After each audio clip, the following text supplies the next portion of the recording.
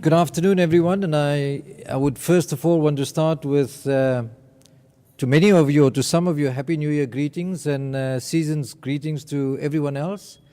But I think it is a sad time, and I want to just remark on the sad loss of life and property with the floods in Queensland. There's tragic circumstances. I was watching some of the televised news this morning as well, and when you see the news being reported here, you realize how devastating that is. And I really want to pay some respects and acknowledge the tragedy that's going on there. But I think more positively, there's been fantastic test cricket that has been played, both here in Australia with the Ashes series, and congratulations to England. I think they played superbly well. They seem to be well prepared. They certainly executed and performed very well. And I'm sure you'll agree with me that they were deserved winners. And equally, there was enthralling test match cricket in South Africa. I was fortunate to be at the Newlands test match, which was an absolute fabulous game of cricket, despite it being a drawn test match. It was something to watch over those 5 days. It was also remarkable to see the amount of interest that has been generated both here in Australia as well as South Africa with test match cricket. But I think we all know the attention now turns to one-day cricket. The World Cup is around the corner. The one-day series starts with Australia playing England tomorrow. The 40th anniversary is a special event also for all of us as we mark 40 years of 50 over cricket. So I'm looking forward now to one-day cricket after such fantastic test match cricket. I think one-day cricket, or let me take a step back. Initially, there was a lot of concern over test match cricket.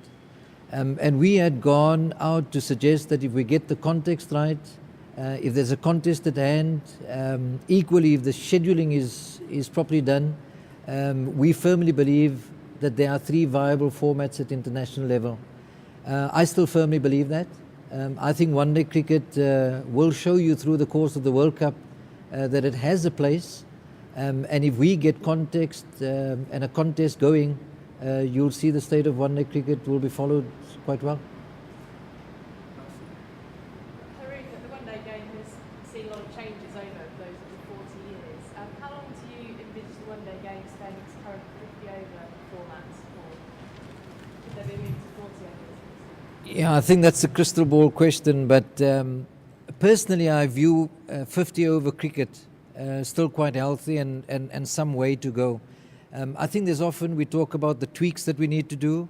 There's been a lot of that's been introduced over time, and I'm still a supporter of 50-over format.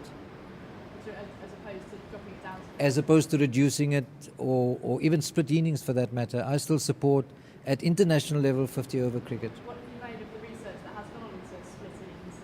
Sorry, I can't... What do you make of the research and the experimenting that has gone on with split innings? I would encourage that, because that's exactly what we talk about at the ICC, at cricket committee level, at the Chief Executives Committee.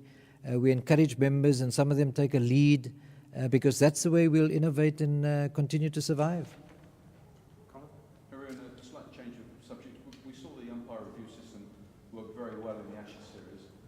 Is there any point in persevering with it if it's not used for all test matches?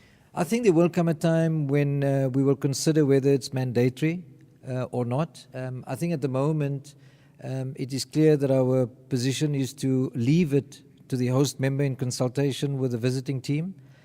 Partly that is the case because of the availability of technology. And we've got to acknowledge that cricket is pioneering in this sense, and we're still trialing the system. Haroon, can you explain how will that technology be used in the World Cup, despite the fact that India is firmly against it, and will the same technology be available in all games, or how will it actually work in the World Cup? Well, at the moment, even in one-day cricket, any member that wishes to use it ahead of the World Cup is entitled to do so in agreement with the visiting team. We will be using it in the World Cup, so UDRS will be used in the World Cup.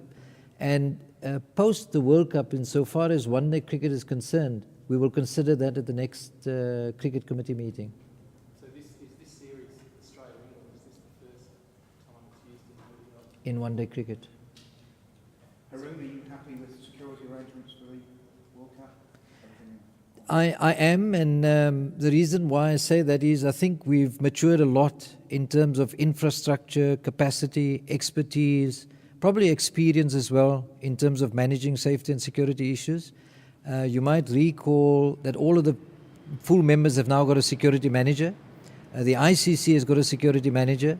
And unlike in the past where we might have been relying entirely on independent experts or police agencies to provide the security, we've now got quite a coordinated approach which is matured very well.